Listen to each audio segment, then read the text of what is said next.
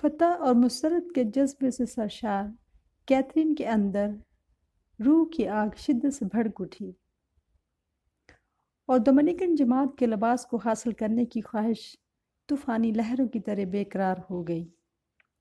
اس نے زارو قطار رو رو کر خداوند سے منت سماجت کی کہ وہ مقدس ڈومنک کے ذریعے کیا ہوا وعدہ پورا کرے۔ اس کے خیال میں پاک دامنی کا عہد اس وقت کامل ہو سکتا ہے جب وہ پاک لباس حاصل کر لے گی، لہٰذا وہ بڑی عاجزی اور انکساری سے والدین سے التجا کرتی کہ وہ جبہ دار ڈومینیکن راہبات کی جماعت میں شمولیت کی اجازت دیں، اور ساتھ ہی ساتھ مقامی راہبات سے بھی اپنی جماعت میں قبولیت کے لیے مسلسل منت و سماجت کرتی رہتی۔ کیتھرین کی والدہ ابھی تک اس کے ارادوں کو قبول نہ کر پائی تھی، اس لیے اب وہ اسے باز رکھنے کے لیے نئے نئے طریقے ڈھونڈتی رہتی جن کے ذریعے اسے کفارے کی سختیوں سے روک سکے۔ مونا لاپا کو اپنے جوڑوں کی درد کے علاج کے لیے گرم چشموں کے پانیوں میں غسل کے لیے جانا تھا، تو اس نے کیتھرین کو ساتھ لے جانے کا پروگرام بنایا تاکہ اس کا دھیان بٹ جائے اور اس کے کفارے اور ریاضتوں میں بھی وقفہ آ جائے۔ یہ سب کیتھرین کے پرانے دشمن ابلیس کی مکار فطرت کروا رہی تھی، کیونکہ وہ چاہتا تھا کہ یسوع کی یہ پاگل دلہن اپنی الہی دولہا کے ساتھ یکجان اور یک روح ہونے کی خوشی نہ پائے اور وہ ٹوٹ جائے۔ مگر خداوند کی طاقت ابلیس کی طاقت سے بڑھ کر تھی۔ کیتھرین نے شیطانی جال اور مکاریوں کو اس کے خلاف ہی استعمال کیا۔ کیتھرین نے ان پر لطف اور صحت بخش پانیوں میں بھی نفس کشی کا سامان ڈھونڈ لیا۔ وہ ماں کے ساتھ ان روح افزا چشموں پر گئی، لیکن وہاں پہنچ کر گندک کے پانی کے گرم ترین چشموں کی طرف چلی گئی۔ بظاہر نہاتے ہوئے اس نے لطف اندوز ہونے کا اظہار کیا، مگر وہ پانی نہایت گرم تھا، جو لوہے کی زنجیروں کے مارنے سے بھی زیادہ تکلیف دہ تھا۔ لہٰذا ان چشموں میں بھی کیتھرین نے اپنے بدن کو عذاب پہنچائی۔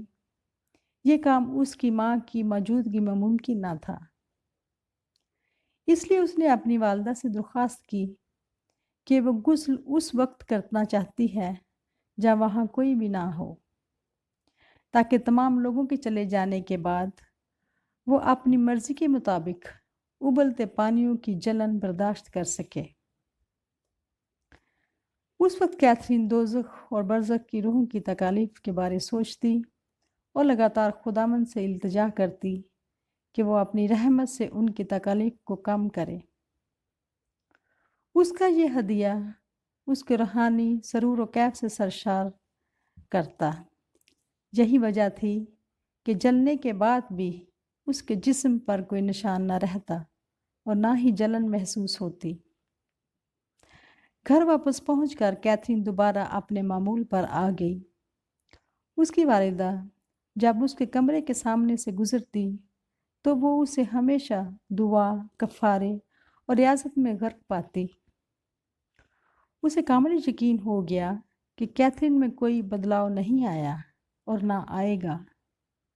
اس کی تمام امیدوں پر پانی پھر گیا۔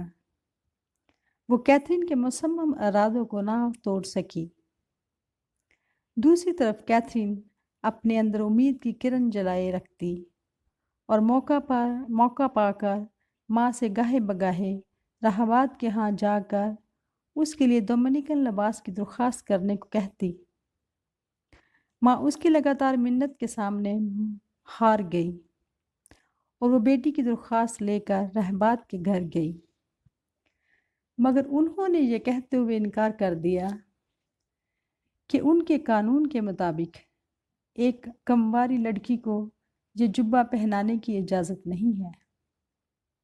یہ صرف عمر رسیدہ بیواؤں کے لیے ہے جو اپنے آپ کو خداوند کی رسالت کے لیے وقف کرنا چاہتی ہیں۔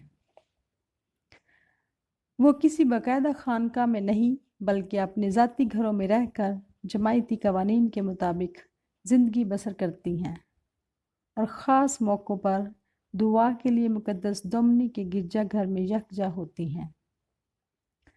رہبات کے انکار پر مونا لاپا نا امید مگر خوش تھی، لیکن کیتھرین افسردہ مگر پر امید تھی، کیونکہ وہ جانتی تھی کہ جلالی باپ اپنے وعدوں سے ہرگز نہ پھرے گا، بلکہ وقت آنے پر پورا کرے گا۔ اس لیے وہ بالکل بھی پریشان نہ تھی۔ اس نے 2 بار، 6 بار اور بار بار انکار کے باوجود اپنی ماں کو رہبات کے پاس بھیجا۔